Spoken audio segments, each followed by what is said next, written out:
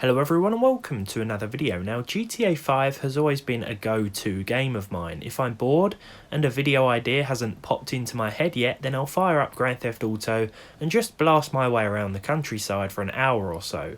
Released in 2013 on last generation consoles, then in 2014 on current gen consoles, and finally in 2015 on the PC, there's no denying that this epic open world behemoth has left a pretty solid mark on the gaming world, and it's even making its way to the PlayStation 5 and presumably Xbox Series X as well. I'm certainly looking forward to seeing what enhancements are made for the game's arrival or re-arrival next year, but in the meantime, cranking the settings up to max at 4K on the PC will simply have to do. Whether or not the new consoles will be able to rival this visually, well, it's hard to say until we see some actual gameplay. What I like about this game, aside from the game itself, is how well it runs on such a wide range of hardware. That's mainly thanks to its age and the game's engine, so even if you have hardware that matches the developer's suggested minimum requirements, you can just about squeeze 30 FPS from the single player experience. This is something we actually tested a couple of months ago. Today though, we're taking a different approach to running this game. Welcome to another episode of Can It Run... insert game title here. This is the mini-series where we take older games, give them a visual overhaul using fan-created mods, and then see how well that same game runs in comparison to the unmodded or vanilla version. Why? Well, because we can. And it's always fun to see how a graphics card that may run the vanilla game just fine will handle a visually enhanced or altered version. We gave GTA 5's ever-popular predecessor, GTA 4, a graphical overhaul a while back, and found then that it was still playable on a couple of older cards, though it was an unpredictable experience as the game doesn't run all that well on PC anyway. GTA 5 is far better optimised. So where do we start with this game? It still looks good, and I want to try and avoid those add lots of water to the ground for realism mods. Well, recently I've been hearing a lot about NaturalVision Evolved, the successor to NaturalVision from a modder by the username of Raised. Now, NaturalVision Evolved is currently available in early access at the time of this video, so can be obtained through a $10 monthly Patreon pledge.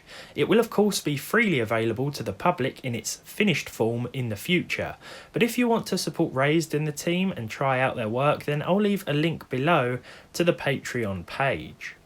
So the aim of this mod, according to the included README document, was to try and make GTA 5 look visually similar to Southern California in real life.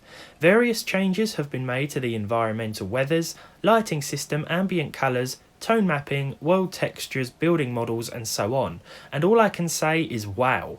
Now usually I download mods and find that they never look as good as they do in their trailers. This one though, well, it seems to be the other way around. The changes actually look better in person than they do in other gameplay videos that I've seen, which is not something that happens often. What I love about this mod is how, just like as described, it genuinely makes you feel like you're existing under that hot Southern California sun. If any of you have visited or are lucky enough to live in a hot country, you've probably stepped out of your front door and felt as though you can see the haze descending upon you. That's how this mod feels. The changes to the lighting and slight alteration of the colour palette really helps achieve this effect, and I think it's really well done. I'll throw up some comparison screenshots here for you to take a look at, but it is harder to see the differences in these screenshots, to be honest, compared to the video footage, but hopefully you can get some idea of the changes. Screen space reflections and building reflections have also improved, and driving through downtown at night, for example, really highlights the new emissive lights and street lights. What we should really discuss though is the performance. The mod download includes 3 visual ENB presets, low, medium and ultra. Of course I went with ultra to get the full effect of things, and my goodness, my GTX 1080 Ti almost gave up. At 4K with the very high settings, we were averaging 30 frames per second. The game looks wonderful, but 2160p is just too much for this GPU to handle smoothly. With the vanilla or unmodded game, we were seeing 90 FPS with the same resolution and in-game graphical settings. 30 FPS is similar to a current console experience, though here we are getting much nicer visuals. Dropping the resolution down to 1440p is a much better way to go. 54 FPS will be the average. This is what I'd recommend with a card like this. Anything equivalent to a GTX 1070 or better should be able to handle 1440p with at least 30 FPS and the Ultra preset here, as well as very high in-game settings, or maybe high. With the vanilla settings, this average will be 128. Again, a difference is certainly present. 1080p is of course a much better approach. 88 FPS was the average with the mod at 1920 by 1080.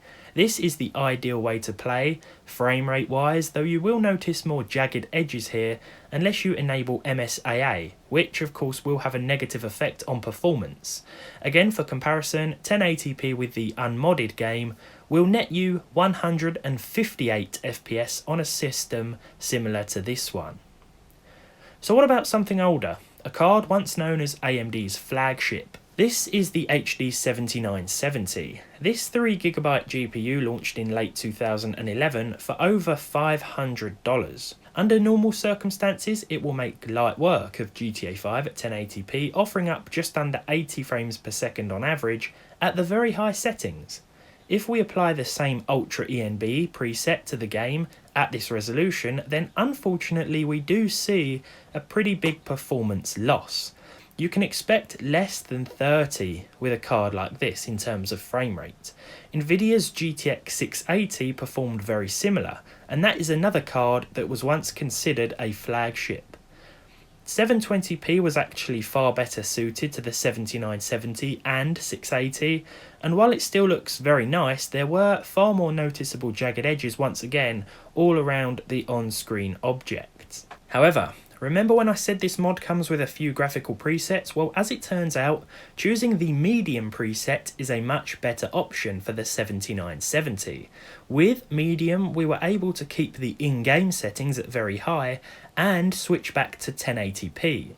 The game changes are still noticeable at medium, perhaps a little less so, but if you want to experience this modification and have an older graphics card, medium will be perfect. Don't forget that there is also a low ENB preset as well as an optional performance preset for NVE, but that will come at the cost of missing features and effects. For example, this is the GTX 480. A $500 1.5GB graphics card from 2010, and no matter how much I try, I just cannot break it. This will also run GTA 5 quite well. In fact, I thought it would do worse than it did, so I set everything to normal in-game, which is essentially GTA 5's low settings. It turns out that the 480 will return a 118 FPS average. Who would have thought it? I did still have my concerns though regarding the NaturalVision Evolved mod's performance impact, so I thought this would be a good time to test the aforementioned low preset ENB. With the low ENB, we still saw 67 FPS on average. This is still a very nice result, and although the difference in visuals isn't as noticeable anymore, there are still some clear differences, particularly with the overall vibrance of the world. I then switched again to the medium ENB preset and set the game textures to high. Honestly, this didn't really affect performance, so it may be worth seeing what other settings can be turned up when using a card like this. Of course, there are plenty of GTA 5 graphics mods out there, but what I've shown today is what I would personally use, and I can't wait until we see the finished NaturalVision ENB Evolved in all its glory. As I said, it is an early access mod at the moment, available through Patreon, but it will eventually be publicly released in its final form, and as always, beauty is in the eye of the beholder, so whether or not these changes, or any graphical changes for that matter, benefit the game is entirely up to you and your eyeballs. That being said, well, I think it looks really, really good. I'm always up for supporting creators on Patreon when they create work as nice as this, and I think it does look really nice indeed. So there we have it. This has been can it run ... insert game title here, the GTA 5 version. As I said before, there are plenty of GTA 5 mods to choose from out there. Many graphical mods, many tweaks of course, and it's all about finding the right one for you. I thought I'd showcase this one because not only do I feel it looks very good, but it is a pretty new mod as well, and I've seen a lot of coverage on this over the past few weeks, so I thought why not give it a go myself and bring you my findings and test it with a couple of older cards, one old flagship and, well, another old flagship essentially, but one that's pretty ancient by today's standards and can struggle in some AAA titles. It is nice to see the 480 still going strong though, even when we apply a graphical mod like this one. As always, thank you very much for watching. Be sure to let me know what you thought of this modification down below in the comments. All the links to the relevant files will be in the description as well if you want to try this out for yourself. If you enjoyed this video, leave a like on it down below. If you didn't enjoy this video, be sure to leave a dislike. Subscribe to the channel if you haven't done so already, and hopefully I'll see all of you in the next video.